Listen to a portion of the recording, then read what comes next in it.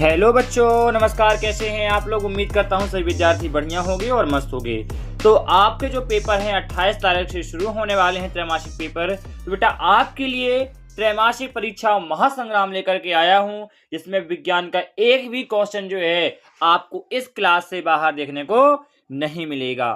तो सभी छात्र जो है इस क्लास को लास्ट तक जो है अटेंड करेंगे, पेन पेंसिल कॉपी निकाल लेंगे और इसकी पूरी पीडीएफ जो है आपको मैंने टेलीग्राम ग्रुप में डाल भी दिया है और नीचे डिस्क्रिप्शन में दिया। आपने बैच को ज्वाइन नहीं किया तो बैच को ज्वाइन कर लीजिए। तो चलिए बेटा स्टार्ट करते हैं। आज का सेशन जो है तबाही मचाने वाला होगा, बढ़िया जो है धूमधाम से इस सेशन की शुरुआत करते हैं। तो थोड़ा सा आपको सिलेबस बता देते हैं पहले कि आपका जो पेपर होगा वो किस तरह से जो है एग्जाम में आने वाला है। तो बेटा इसका सिलेबस देख लेंगे आप लोग, है ना। तो सिलेबस दिखा देता हूँ, एक मिनट, थोड़ा सा एक मिनट बेटा, इसकी स्क्रीन फुल कर लेते हैं अपन। चलिए, हाँ, तो इसका सिलेबस देख पा रहे होंगे आप लोग। तो सिलेबस में जो है जैसे कि देख पा रहे होंगे हमारे आसपास के पदार्थ। तो हमारे आसपास के पदार्थ वाला जो चैप्टर है उस चैप्टर से जो बहुविकल्पी प्रश्न मतलब वस्तुनिष्ठ प्रश्न आना है वो 2 होंगे आपके, और आपके जो है रिक्त स्थान होंगे वो 2 क्वेश्चन आएंगे, और सत्य सत्य के जो है 2 क्वेश्चन, और सही जोड़ी के 2 प्रश्न। 1 नंबर का प्रश्न नहीं आएगा और 2 अंक के प्रश्न नहीं आएंगे। 3 अंक का 1 आएगा, 4 नंबर का नहीं आएगा। तो इस तरह से यानी 15 नंबर के क्वेश्चन बेटा, 15 नंबर जो है आपके पहले अध्याय से। फिर इसी तरह से दूसरा चैप्टर आपका यहाँ देख पा रहे होंगे आप लोग। इसी तरह से आपका 5वें चैप्टर में जीवन की मौलिक इकाई वाला में, और इसी तरह से 6वें चैप्टर में ऊतक वाले में, इसी तरह से 7वें चैप्टर में। इन सभी को बेटा मैंने पेड जो अपना बैचेस है, टॉपर बैच, उसमें मैंने पढ़ाया है। यदि आपने अभी तक ज्वाइन नहीं किया है बेटा तो ज्वाइन जो है आज से विद्यार्थी उस बैच को कर लीजिएगा, उसकी लिंक मिल जाएगी। तो अब स्टार्ट करते हैं उन क्वेश्चनों की ओर कि सर कौन से वो क्वेश्चन है महत्वपूर्ण। तो इस ओर जो है बेटा अब हम लोग पढ़ते हैं। तो चलिए करते हैं शुरुआत एक नए आगाज के साथ, है ना भाई। तो थोड़ा सा इसको मैं बैक कर रहा हूं और आगे बढ़ते हैं। एक नए आगाज के साथ जो है आज की क्लास को हम शुरू करते हैं। तो जैसा कि जो है आप लोग देख पा रहे होंगे, आपको चैप्टर वाइज जो है आपको पीडीएफ मिल जाएगी। आपको पीडीएफ भी दिखा दे रहा हूं इसकी, है ना। ये देख पा रहे होंगे आप लोग। इस तरह से आपका बेटा ये आपका चैप्टर 1 है ना। चैप्टर 1 में ये चैप्टर 2 है, ये चैप्टर 1। तो चैप्टर 1 में बेटा इस तरह से जो है आपके क्वेश्चन जो है अति महत्वपूर्ण देके रखे हैं, मतलब अति लघु उत्तरी प्रश्न जिससे क्वेश्चन आना है, और आपके आएंगे लघु उत्तरी, अति लघु उत्तरी और लघु उत्तरी। बाकी वस्तुनिष्ठ प्रश्न बेटा मैं नहीं करवा रहा हूं, आपको डायरेक्ट उसकी आंसर की भेज दूंगा ग्रुप में, तो देख लेना। वस्तुनिष्ठ तो आप लोग कर ही लेंगे। तो इस क्वेश्चन से बेटा, इन क्वेश्चनों से एक भी बाहर नहीं जा सकता आपका त्रैमासिक में। तो पदार्थ की अवस्थाओं के नाम, है ना, ठोस गैस कणों के जो है अंतर बताना है। तो इस तरह से आपके कुल जो है आपके 13 हैं। अब इनके जो है हम लोग आंसर की ओर चलते हैं, जहां आंसर जो है हम लोग लिख के रखे हुए हैं। तो ये है बेटा आपकी पूरी आंसर आपकी, है ना, आंसर कॉपी। इस तरह से जो है आपको यहाँ जो हम लोग पढ़ने वाले हैं, मैं यहाँ पे लिख के दिखाते जाता हूं आपको। चलिए, हाँ, 1 मिनट बेटा, है ना, 1 मिनट थोड़ा सा। चलिए थोड़ा सा वेट करेंगे बेटा, है ना। इसको थोड़ा सा वो कर लेते हैं। चलिए शुरू करते हैं। तो अति लघु उत्तरी में चैप्टर आपका 1 है ना। चैप्टर 1 में आपका अति लघु उत्तरी में सबसे पहला क्वेश्चन आएगा कि पदार्थ की अवस्थाएं कितनी होती हैं। तो बेटा आपको मैंने बता के रखा है पदार्थ की अवस्थाएं कि पदार्थ की कुल 5 अवस्थाएं होती हैं। पदार्थ की कुल 5 अवस्थाएं होती हैं, लेकिन मुख्य रूप से बेटा अवस्थाएं कितनी होती हैं? 3 होती हैं। मुख्य अवस्थाएं कितनी होती हैं? 3 होती हैं। आपकी कौन कौन सी सर? आपकी ठोस, द्रव, गैस, इस तरह से अवस्थाएं होती हैं। तो कितनी अवस्थाएं होती हैं? ठोस, द्रव, गैस, और उच्च प्लाज्मा व बीईसी भी बताए जा सकते हैं। आपको मैंने जो है बताया था। बाकी मुख्य रूप से आपकी ठोस, द्रव, गैस की जो है अवस्थाएं होती हैं। तो आप लिखेंगे आंसर में पदार्थ की जो है मुख्य रूप से 3 अवस्थाएं होती है, जबकि पदार्थ की कुल 5 अवस्थाएं होती हैं, और उनका नाम लिख के आंसर कर देंगे, आपका आंसर हो जाएगा। दूसरा क्वेश्चन है बेटा, ठोस व गैसों के कणों की गति में क्या अंतर है। तो जो ठोस है आपका और जो गैस है, इनके कणों में क्या डिफरेंस है, क्या अंतर है, ये आपको मैंने पढ़ाया हुआ है। तो ठोस बेटा केवल स्थान के आसपास सूक्ष्म कंपन करता है। यदि कोई भी ठोस है, जैसे कोई पत्थर है, तो ठोस जो कंपन करेगा बेटा वो अपने आसपास वाले क्षेत्र में करेगा, उससे ज्यादा नहीं कर सकता। लेकिन वहीं यदि कोई गैस का कण है, तो यदि गैस यहां टकराता है तो वो बहुत दूर दूर तक के क्षेत्र में बेटा वो कंपन करता है। ये इसका जो है मेन अंतर है, कणों की गति के अंतर, कणों की गति में अंतर।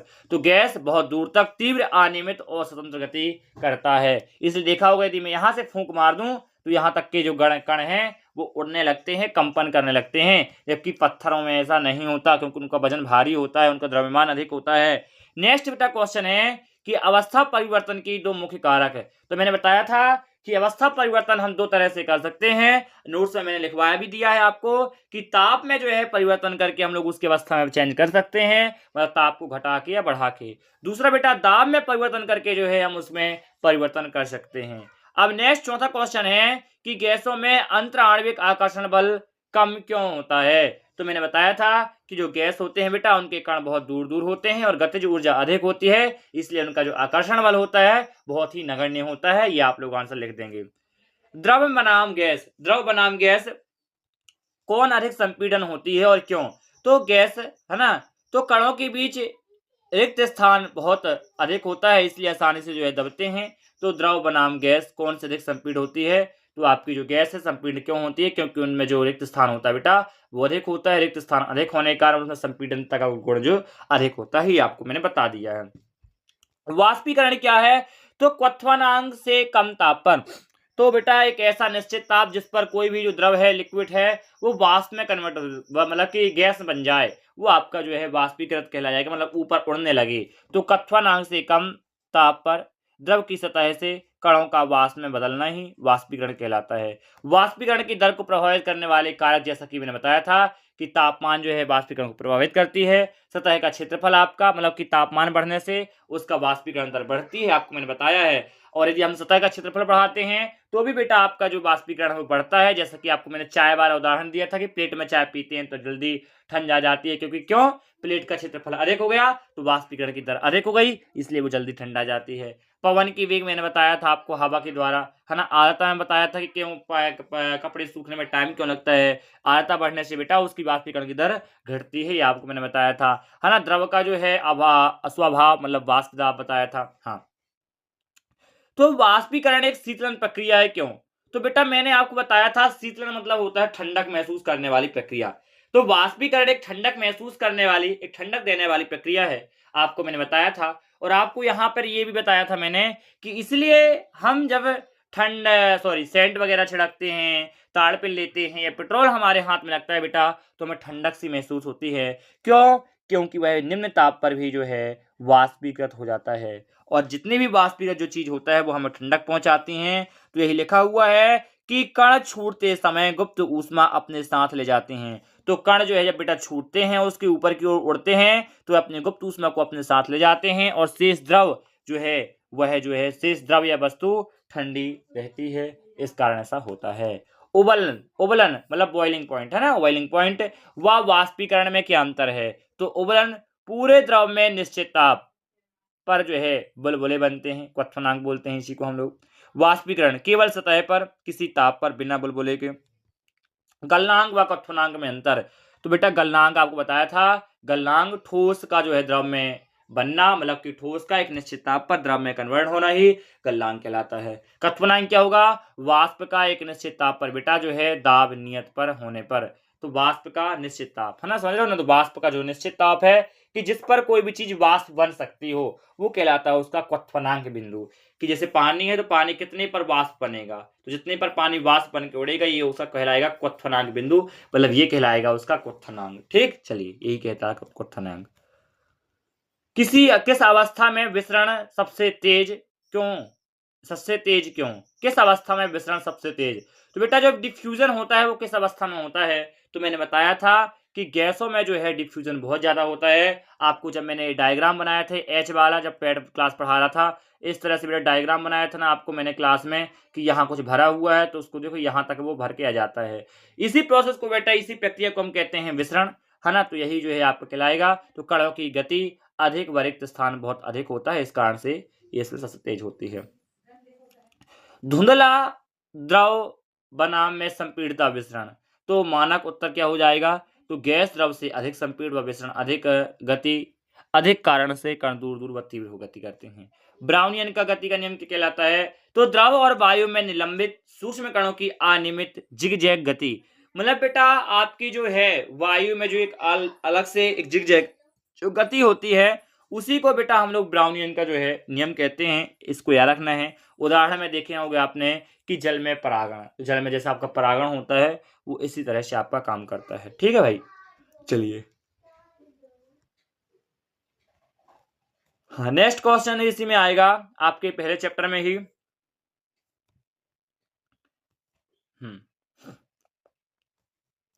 पहले चैप्टर में अधिक दाब पर गैस में क्यों बदल जाती, अधिक दाब पर गैस द्रव में क्यों बदल सकती है। मैंने बताया था बेटा कि हम लोगों के घरों में जो एलपीजी गैस भरती है तो इस पर दाब अधिक किया जाता है और ताप निम्न। मतलब किसी भी जो है बेटा, किसी भी जो है उसको गैस को उच्च दाब और निम्न ताप पर द्रवीकृत किया जा सकता है। किसी भी गैस को उच्च दाब और निम्न ताप पर द्रवीकृत किया जा सकता है, लेकिन ऐसा क्यों करते हैं ये क्वेश्चन में पूछा गया है। तो बेटा दाब बढ़ाने से जो है कण पास पास आ जाते हैं। देखो क्या लिखा हुआ है इसमें कि दाब बढ़ाने से जो कण है बेटा वो क्या हो जाते हैं, पास पास आ जाते हैं। दाब बढ़ाने से कण पास पास आ जाते हैं और आकर्षण बल जो है प्रभावी होकर द्रवीकरण कराते हैं। तो दाब बढ़ाने पर जो उसके कण हैं वो पास आ जाते हैं। दाब बढ़ाएंगे प्रेशर बढ़ेगा, वो पास पास में आएंगे ना भैया, वहीं वहीं। तो जब पास पास में आएंगे तो उसमें आकर्षण बल प्रभावी हो जाएगा। आकर्षण बल इतना स्ट्रॉन्ग हो जाता है बेटा कि उसको द्रव में कन्वर्ट होना ही पड़ता है। जल का क्वथनांक बिंदु क्या है आपका बेटा? तो आपका 0 डिग्री सेल्सियस और आपका 100 डिग्री, समझ रहे हो ना, 0 डिग्री सेल्सियस और आपका 100 डिग्री सेल्सियस के बीच का जो है आपका जल का गलनांक क्वथनांक एटीएम पर, समझ रहा हूँ ना, 1 एटीएम पर। चलिए नेक्स्ट कह रहा है बेटा, तो वाष्पीकरण की गुप्त ऊष्मा, तो 1 किलोग्राम द्रव को उसी ताप पर वाष्प में बदलने हेतु आवश्यक ऊष्मा जो है उसी को कहलाते हैं वाष्पीकरण। वाष्पन बेटा द्रव के सतह से जो है कणों का धीरे धीरे वाष्प में बदलना क्वथनांक से कम ताप पर, एक कहलाता है वाष्पन या वाष्पीकरण। ऊर्ध्वपातन बेटा आपको बताया है कि ठोस का जो है सीधे गैस में बदलना, ठोस का सीधे गैस में बदलना। उदाहरण कपूर, naphthalene, iodine dioxide, dry ice, ये सब बेटा इसी के अंतर्गत आपके आते हैं। ये सब मैंने आपको बता दिया है, समझ रहे हो, समझ रहे हैं आप लोग?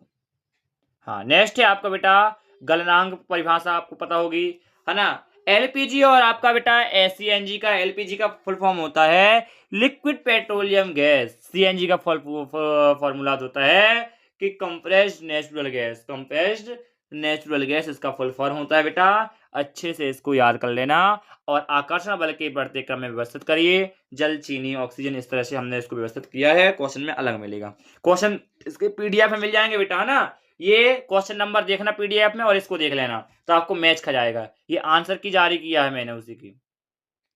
चलिए इसके बाद सेकंड चैप्टर आएगा। पूरे जितने चैप्टर आना है मैं करवा के जाऊंगा जैसा कि मैंने सिलेबस में बताया। तो लास्ट तक बेटा सेशन में जुड़े रहिएगा, अपने सभी दोस्तों को शेयर कर दीजिएगा, ठीक ना। चलिए तो लघुत्तरी प्रश्न बेटा, द्रव के वाष्पीकरण की जो दर है किन कारकों पर निर्भर करती है? तो मैंने बताया था तापमान पर, सतह क्षेत्रफल पर, पर्यावरण पर, आर्द्रता पर, द्रव का अभाव और वाष्प दाब। तो ये बताया था, इन्हीं को थोड़ा सा डिस्क्रिप्टिव करके लिख लेंगे। तापमान पर कैसे, थोड़ा सा उदाहरण देख के लिख लेना आप लोग तो अच्छा लगेगा थोड़ा देखने में, है ना। सतह क्षेत्रफल पर कैसे, उदाहरण दे देना कि ऐसा हम चाय ठंडाते हैं तो इस तरह से जो है ऐसा ऐसा करके बता देना थोड़ा सा। वाष्पीकरण शीतलन क्यों है, उदाहरण दीजिए। तो बेटा इसको भी बता लेना आप लोग, है ना। तो मिट्टी के घड़े, बोतल पर पानी छिड़कना, है ना, छिड़कना, पसीना सूखने से शरीर ठंडा लगना, ये आपका तो ये चीज दर्शाती है कि आप जो है शीतलन जाने की आपको होता है। इसलिए आपने देखा होगा पसीना लगता है और पसीना कभी पहुंच लें तो अच्छा ठंडक सा महसूस देता है पसीना आपका, समझ रहे हैं। गुप्त ऊष्मा ले जाती है, ताप घट जाता है। अवस्था परिवर्तन में गुप्त ऊष्मा का महत्व क्या है? ऊर्ध्वपातन क्या होता है? ब्राउनियन का गति बेटा इसमें अच्छे से लिखा हुआ है, इसको एक बार पढ़ लेना, है ना। ठोस में आकर्षण बल अधिक क्यों होता है? तो ये बेटा महत्वपूर्ण है, इनको एक बार जरूर देख लेना बेटा। एक भी क्वेश्चन इस क्लास से बाहर नहीं जा सकता, ये मैं आपको गारंटी दे रहा हूं इस बात की, समझ रहा हूं ना, कि एक भी क्वेश्चन इस क्लास से बाहर नहीं जाएगा। ये मेरे ऊपर विश्वास करिए। आप लोग जिस दिन पेपर दे के आइएगा उसी दिन मैं आपसे पूछूंगा कि बताओ बेटा आपको आपकी क्लास से क्वेश्चन आया कि नहीं। मैं ये बोल रहा हूँ, मेरी आवाज़ को आप लोग रिकॉर्डिंग कर लेना और जिस दिन पेपर दे के आना उस दिन इसी वीडियो में रिटर्न आना और कमेंट में लिख करके जाना कि सर हाँ क्वेश्चन आए थे। इतना ज़रूर करके आ जाइएगा बेटा, है ना। तो बढ़िया से मेरे पर विश्वास रखिए। आप लोग बोलते हैं सर क्वेश्चन पेपर स्कूल से बनेगा, स्कूल से बनेगा। बेटा त्रैमासिक का पेपर स्कूल से ही बनेगा। जो आपका जो सिलेबस जारी किया जाता है, जैसा भी मैंने दिखाया, उस सिलेबस के अनुसार आपके जो टीचर्स होते हैं वो आपके जो है आपके क्वेश्चंस को सिलेक्ट करती है और आपके पेपर को बनाती है। तो अति लघु उत्तरीय प्रश्न बेटा, तो तत्व में और यौगिक में अंतर ये आपको मैंने लिखवा दिया है, तो बार बार वो चीज़ तो नहीं करवाऊंगा मैं। हाँ, सही विद्यार्थियों को पढ़ा दिया है मैंने। समांगी और असमांगी में अंतर क्या है बेटा, इसको भी मैंने इतने बेहतर ढंग से पढ़ाया है कि कहीं इसमें भी उतने बेटर ढंग से नहीं लिखा जितने बेटर ढंग से मैंने बेटा आपको पढ़ाया है। निलंबन क्या होता है इसको भी पढ़ा दिया है। निस्यंदन की प्रक्रिया, क्रिस्टलीकरण क्या है बेटा, अपकेंद्रण क्या है, इन चीजों को अच्छे से याद रख लेना। अपकेंद्रण मतलब होता है बेटा घूर्णन बल द्वारा मिश्रण के कणों को उनकी घनत्व के आधार पर अलग करने की विधि, जैसे दूध से क्रीम का निकालना, ठीक ना। तो ये अपकेंद्रण की प्रक्रिया कहलाती है। इन सभी चीजों को अब मैं बार बार नहीं बताऊंगा। अब बेटा हम लोग पहुंचते हैं दूसरे चैप्टर की ओर। चलिए, दूसरे चैप्टर अपना स्टार्ट हो चुका है बेटा। ये दूसरा चैप्टर है, फिर दूसरे के बाद ये पूरा दूसरा ही है, दूसरा बड़ा चैप्टर है, फिर इसके बाद आएगा तीसरा चैप्टर। चलिए, हाँ भाई, हाँ ये करा दिया मैंने, ये तो हो गया दूसरे में। इसके बाद बेटा आएगा तत्व, यौगिक और मिश्रण में अंतर। तत्व में, यौगिक में और मिश्रण में, इसको बेटा मैंने अच्छे से आपको बताया कि तत्व क्या होते हैं, यौगिक क्या होते हैं, मिक्सचर क्या होते हैं, इनको मैंने बता दिया है। और बार बार यदि आप वही चीज पूछेंगे तो फिर आप देखिए, सोच के देखिए मेरी क्लास को देख करके क्या आपसे चीज बनती है। यदि यही पेपर में आ गई होती तो क्या आप इसको कर पाते, ऐसा सोच के देखिए आप कभी कि हाँ सर हम कर पाते कि न कर पाते। जो क्वेश्चन यहाँ आ गया बेटा, पेपर से आप सीखिए। आपके त्रैमासिक परीक्षा में नंबर कम आते हैं, आप परेशान मत होइए, समझ रहे हैं, लेकिन उससे सीखिए वहां क्या मिस्टेक हमने किया जो बोर्ड में हो सकती है, उन पर आप काम करिए। हमें बताइए कि सर ऐसी ऐसी मिस्टेक होती है, हम उसका सॉल्यूशन निकालेंगे। धातु और धातु में क्या अंतर है बेटा, टाप के रख लेना, क्वेश्चन ये छपेगा, इसलिए मैंने लिखा है और इनके अच्छे से मैंने करवाया है। सच्चे विलयन किसे कहते हैं, आपको सच्चे विलयन बेटा मतलब होता है समांगी मिश्रण। सच्चे विलयन मतलब होता है समांगी मिश्रण, ये दोनों नाम मैंने बताया था और याद रखिएगा। निलंबन क्या है, भौतिक व रासायनिक परिवर्तन में अंतर बेटा, ये भी मैंने आपको हवाई जहाज उड़वाया था ना, हवाई जहाज उड़ा के बताया था कि लो बेटा बैठो मेरे साथ, चलते हैं अपन हवाई जहाज को उड़ाने, और उसी तरह से बेटा ये काम करेगा, आपको मैंने ये बता दिया है, ठीक ना। इसके बाद बेटा संतुलित करने भी बताया था मैंने, संतुलन व्यंजन क्या ऐसा है, तत्व किसे कहते हैं, है ना। दिए गए मिश्रण का वर्गीकरण करना है कि कौन मिश्रण है और कौन इसके वो है। तो सोडा जल आपका समांगी मिश्रण है, लकड़ी आपका जो है असमांगी मिश्रण है, वायु आपका समांगी है ना, मिट्टी आपका समांगी है, सिरका आपका समांगी है, छनी हुई चाय समांगी है, टिंडल प्रभाव क्या है यही बता दिया था, है ना। इस तरह से बेटा अच्छे से आप लोग कवर कर लेना। 3 घंटे क्लास जाती यदि मैं से चलता, लेकिन देखते हैं क्लास कितनी देर तक चलेगी। मुझे खुद पता नहीं कि क्लास कहाँ तक जाएगी, बस चलती जाएगी जब तक ये पूरा एंड नहीं होगा। इस अकॉर्डिंग बेटा ये चलती जाएगी, ठीक है ना भाई। क्रिस्टलीकरण क्या है, कोलाइडी गुण के गुण क्या है, ये सब मैंने आपको बताया है कि बेटा आएगा ही आएगा। दूध से क्रीम निकालने की विधि अपकेंद्रण के द्वारा निकाला जाता है। ये चीजें, टिंडल प्रभाव क्या है, समांगी और समांगी में का वर्गीकरण करिए। इनको मैंने अच्छे से आप लोगों को समझाया हुआ है, ना समझाया हुआ हो तो बात अलग है बेटा कि सर ने सर समझाया नहीं है। चलिए थोड़ा देखते हैं क्या क्लास यहाँ क्लियर चल रही है बेटा। चलिए, क्लासेस क्लियर है ना, क्लास क्लियर है तो ठीक है। चलिए क्लियर है क्लास। इसका बेटा तीसरा चैप्टर आ रहा है और तीसरे चैप्टर के महत्वपूर्ण क्वेश्चन यहाँ देख पा रहे होंगे, क्वेश्चन कैसे कहते हैं। इस तरह से पूरी पीडीएफ में आप लोग देख लेना बेटा। 2 पीडीएफ मैंने भेजा है, एक पीडीएफ में क्वेश्चन है, दूसरी पीडीएफ में आपके पूरे के आपको आंसर मिलेंगे और क्वेश्चन भी लिखे मिलेंगे। लेकिन पुरानी वाली में आपको वस्तुनिष्ठ मिल जाएंगे जो पहले भेजा था मैंने, जिसमें लिखा है त्रैमासिक परीक्षा का वो, है ना। विज्ञान की दोनों पीडीएफ देख लेना, ग्रुप में मैं भेज दिया हूँ, है ना। चलिए इसके आंसर समझते हैं अब। ये है चैप्टर नंबर 5। तो चैप्टर नंबर 5 बेटा जीवन की मूलभूत इकाई वाला जो चल रहा था। हाँ तो बेटा कोशिका किसे कहते हैं आपको बता चुका हूँ मैंने। कोशिका क्या है, हाँ ना, अच्छे से समझाया हूँ। कोशिका के प्रकार बताया है, प्रोक्यूरेटिक यूकेरियोटिक कोशिकाएं, हाँ ना, अच्छे से समझाया है बेटा। इन सब चीज़ों को एक बार देख लेना।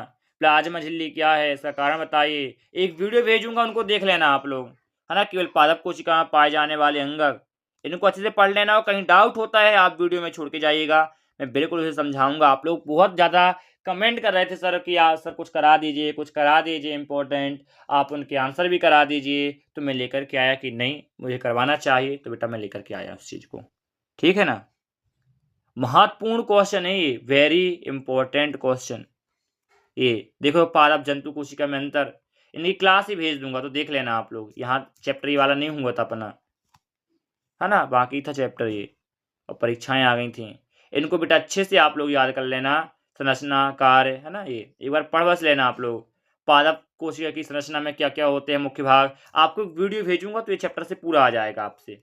ठीक ना। आपको मैं एक वीडियो भेजूंगा बेटा, तो उसको देखना आप लोग। इस तरह से 5वां चैप्टर ये होता है। और फिर बेटा एक नया चैप्टर यहाँ से स्टार्ट हो जाएगा आपका, है ना, टिश्यू वाला, ऊतक वाला चैप्टर स्टार्ट होगा। ये ऊतक जैसे कि मैंने बताया था, इसके ऊतक किसे कहते हैं, है ना, पादप ऊतक, जंतु ऊतक, मेरियोस्टेम ऊतक क्या है, इसके प्रकार क्या है, स्थायी ऊतक व उसकी परिभाषा क्या है, पेरेन्काइम आपका, है ना। ये भी मैं आपकी क्लास है मेरे पास, ये रिकॉर्डिंग में भेज दूंगा आपको, तो आप लोग देख लेना इनको। ठीक है ना। ग्रुप में डाल दूंगा बेटा, आप लोगों के जो पेड वाली क्लासेस के मेरे स्टूडेंट्स पढ़ते हैं उनको भेज दूंगा। थोड़ा सा आपको पता है इसलिए मैं आपको याद नहीं करा रहा हूँ कि पीडीएफ तो है, कोई भी पढ़ लेगा। समझाने की चीज़ में क्लास में जितना हो रहा है बेटा, मैंने कितने अच्छे से आपको पढ़ाया है क्लास में, बताओ। एक एक चीज़ समझाया है आपको क्लास में, ना बताओ तो बताओ। ये क्वेश्चन है आप सिंपली, तो आपको यहाँ कोई प्रॉब्लम नहीं जाएगी। और जो मैंने पढ़ा दिया वहाँ से तो नहीं जाएगी बेटा, इतनी मैं गारंटी दे रहा हूँ आपको। और क्वेश्चन एक भी यहाँ से बाहर नहीं जाएगा बेटा। ये एक टीचर का विश्वास रखिएगा, मेरे ऊपर विश्वास करिएगा कि हाँ सर यदि कुछ बोल रहे हैं तो वाकई में सही होगी, इस पर विश्वास रखिएगा। चलिए देख पा रहे होंगे फ्लोएम में संघननी, है ना, फ्लोएम में आपको सब चीज़ें पढ़ाया है ये कि क्या है आपका ये सब। इनको एक बार देखना आप लोग, बहुत ईजी है, वेरी ईजी। 6 चैप्टर हो गए, 6वां चैप्टर है। इसके बाद 7वां चैप्टर और लास्ट चैप्टर है ये आपका, ये वाला, किसी वस्तु में गति की अवस्था को कहा जाता है। इस तरह से बेटा आपके पूरे क्वेश्चन यहाँ से हो जाते हैं, है ना। इस तरह से बेटा आपके जितना सिलेबस में मैंने बताया था वो पूरा सिलेबस आपका जो है यहाँ से ये पूरा की पूरा बेटा आपका कवर हो जाता है, जो आपको मैंने बताया था। इसी आधार पर बेटा पूरा क्वेश्चन बनने वाले हैं। आपके 75 नंबर का पेपर होगा, बाकी 25 नंबर आपके प्रोजेक्ट के रहेंगे, आपके प्रैक्टिकल के रहेंगे। इस तरह से आपका पेपर होने वाला है। ये पूरा उसका मैंने लिखा हुआ है, आप देख लीजिएगा। ठीक ना। देखो इसी में मिलेंगे, यही पीडीएफ भेजा है मैंने, इसी में देखो वस्तुनिष्ठ मिल जाएंगे। किस अवस्था में कणों के बीच में अंतराणविक बल अधिक होता है, ऐसे अच्छे मिल जाएंगे, ये देख पा रहे होगे। तो 1 नंबर के आप कर लेते हैं बेटा, इसलिए मैंने यहाँ पर ज़्यादा नहीं बताया। आप उनको देख लेना जल्दी से, और बढ़िया से बेटा पढ़ते रहिएगा आप लोग। 3 घंटे की क्लास थी, लेकिन 3 घंटे की क्लास को बताओ मैंने यहीं ख़त्म कर दिया बता करके कि इम्पोर्टेंट क्वेश्चन बताया। एक बार पढ़ोगे बेटा, अलग से कुछ भी नहीं पढ़ना। आज मेरे से वादा करो कि सर ने जो भेजा है केवल इतनी चीज़ पढ़ेंगे। बेटा इतनी चीज़ पढ़ने के बाद मैं आपको गारंटी दे रहा हूँ, एक क्वेश्चन भी इस क्लास से बाहर नहीं जाएगा। आप खुद जब आप आएंगे पेपर देके, एक एक विद्यार्थी के पास में कॉल करूंगा और पूछूंगा कि बता बेटा क्वेश्चन आया है कि नहीं। तो ये छोटी सी क्लास है जो 3 घंटे के बराबर है, समझ रहे हो ना। तो बेटा बढ़िया से पढ़ते रहिएगा आप लोग, मस्त रहिएगा। और रिकॉर्डिंग क्लास मैंने तैयार भी किया है चैप्टर वाइज इसके आगे के, लेकिन मैं नहीं भेज पा रहा था कि नहीं भेजूँ। आप लोग बोले थे सर क्लास नहीं क्यों नहीं बंद है, तो बेटा पेपर के कारण आपके पास ज़्यादा प्रेशर ना हो, रिवीजन ज़्यादा ज़रूरी होता है, इसलिए मैं नहीं भेज रहा था। लेकिन क्लास हैं अवेलेबल, आप बोलेंगे तो मैं भेज दूंगा भी। तो बेटा पढ़ते रहना आप लोग, वीडियो को लाइक ज़रूर कर देना, और इस वीडियो को अपने सभी दोस्तों तक जितना ज़्यादा शेयर हो सके, जितना ज़्यादा आप लोग भेज सको उसको भेज देना, इससे उनका भी बेटा इस वीडियो के माध्यम से भला हो। कहते हैं ना, कर हो भला तो हो भला। तो बेटा आप लोग भी इसका जो है करिएगा, दूसरों को, दोस्त बच्चों को, आपके जो भाई बहन हों, आपसे छोटे आपके दोस्तों को शेयर करिएगा बेटा, वीडियो को लाइक कर दीजिएगा। पढ़ते रहें, मस्त रहें, मोटिवेट रहें। सेशन से लेते हैं बेटा विदा, और मिलते हैं एक नेक्स्ट सेशन के साथ। यदि आपने अभी तक ज्वाइन नहीं किया बैच को तो लिंक आपको मिल जाएगी, और जहाँ नोट्स मिलना है उसकी लिंक भी मिल जाएगी। Thanks for watching, bye bye, take care.